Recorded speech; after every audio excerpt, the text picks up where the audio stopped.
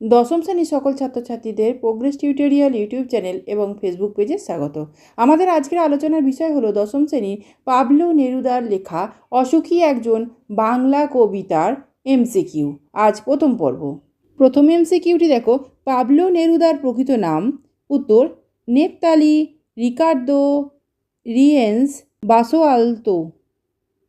পরের এমসিকিউটি দেখো, Pablo Neruda জন্মগ্রহণ করেন।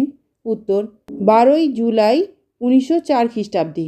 পরে এমসিকিউটি দেখো, কবি পাবলো নেরুদার জন্মস্থান। উত্তর: চিলি। পরে এমসিকিউটি দেখো, পাবলো নেরুদা কমিউনিস্ট পার্টিতে যোগ দেন। উত্তর: 1945 খ্রিস্টাব্দে। পরে এমসিকিউটি দেখো, পাবলো নেরুদা যে কবির দ্বারা প্রভাবিত। উত্তর: ওয়াল্ট হুইটম্যান। পরে এমসিকিউটি দেখো, পাবলো নেরুদা নোবেল পুরস্কার পান কোন বিষয় এবং কত খ্রিস্টাব্দে। উত্তর: সাহিত্যে 1971 খ্রিস্টাব্দে। পরের এমসিকিউটি দেখো, চিলির ভাষা কী।